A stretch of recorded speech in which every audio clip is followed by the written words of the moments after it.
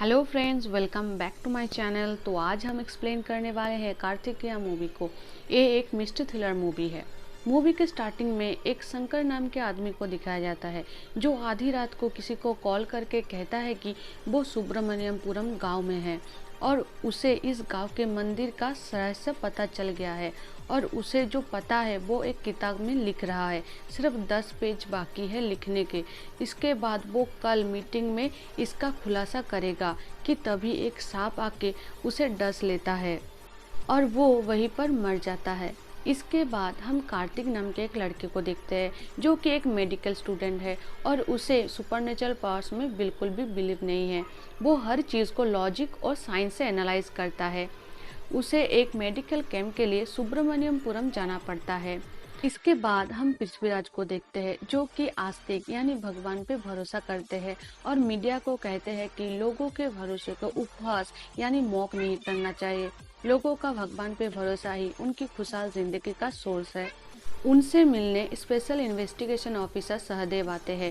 शंकर के डेथ का file close करने के लिए पृथ्वीराज का सिग्नेचर चाहिए। पृथ्वीराज बताते हैं कि भगवान ने किया है ये। वहाँ एक मंदिर है सुब्रमण्यम स्वामी का जो कि फिलहाल बंद है कुछ कारणों की वजह से, और जिसने भी उस मंदिर को खोलने की कोशिश की वही मारा गया, ज़्यादातर सांप के काटने से।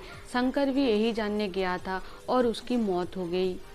इस तरफ कार्तिक और उसके दोस्तों को देखते हैं जो कि गांव जाके धर्मात्मा नाम के एक बंगलों में रुकते हैं जहां कोई नहीं जाता। इसके नेक्स्ट सीन में इंस्पेक्टर सहदेव को शंकर का फ्रेंड का कॉल आता है और वो कहता है कि शंकर की मौत जिस दिन हुई थी उस रात उसकी शंकर से फ़ोन पे बात हुई थी।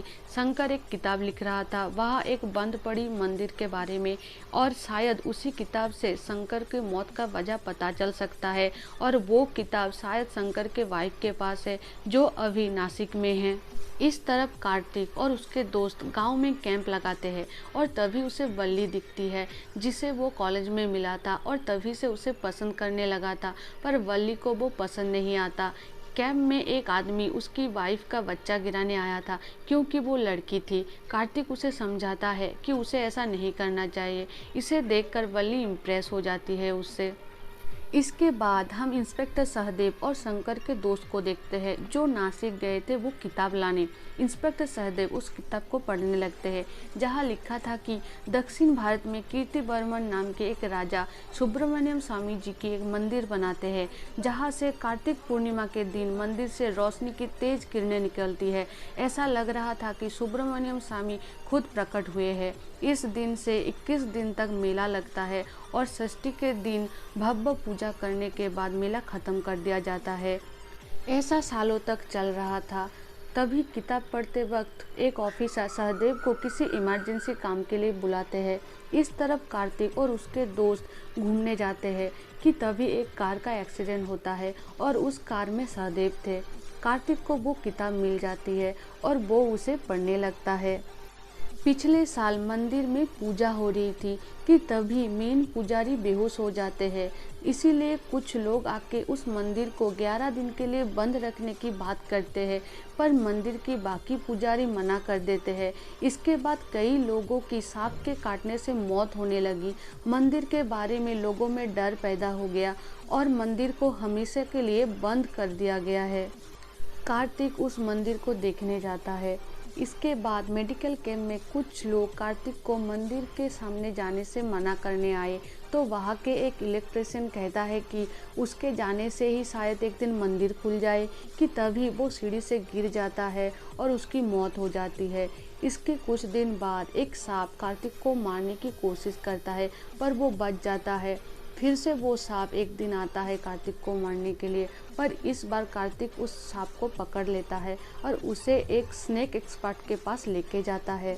वहाँ हम देखते हैं कि वो सांप कार्तिक को देखकर फिर से उस पर अटैक करने लगता है। तो वहाँ के प्रोफेसर कहते हैं कि उस सांप को हिप्नोटाइज किया गया था कार्तिक को मारने के लिए। कार्तिक इसका कारण जानने के लिए वल्ली के फादर के पास जाता है।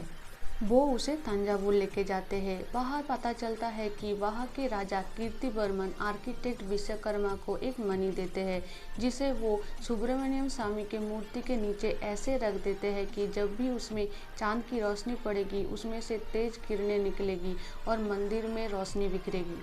और कल ही कार्तिक पूर्णिमा है। इसके बाद कार्तिक उस बंगलों में आता है और उसे पता चलता है कि उनके लिए जो खाना बनाता है उसने ही उस इलेक्ट्रिशियन को मारा है। कार्तिक उसे पकड़ने ही जा रहा था कि पत्थर पे गिरने से उसकी मौत हो जाती है। कार्तिक मंदिर की सच्चाई जानने के लिए उस मंदिर में जाता है। वहाँ उसे पृथ्वीराज मिलता है। कार्तिक को सब समझ आ जाता है कि पृथ्वीराज ने ही ये सब किया है। कि तभी वो डायमंड यानी वो मणि रिफ्लेक्ट होता है चांद की किरणों से और मंदिर की चारों तरफ तेज रोशनी बिखरती है। गांव वालों को फिर से भगवान पे भरोसा होने लगता है। कार्तिक और उसके फ्रेंड्स पृथ्वीराज को इंटरोगेट करते हैं तो वो बताता है कि पिछले साल कुछ फॉरेनर्स आए थे और उनको उस डायमंड के बारे में पता चला था और वो पृथ्वीराज को बताते हैं। पृथ्वीराज उस डायमंड को चुराने की सोचता है, इसीलिए सबको विश्वास दिलाता है कि भगवान है ही नहीं वहाँ और कुछ लोगों को सांप के जहर से मरवा देता है, जैसे कि वो पुजारी, जर्नलिस्ट, इन्वेस्टिगेशन ऑफिसर शंकर।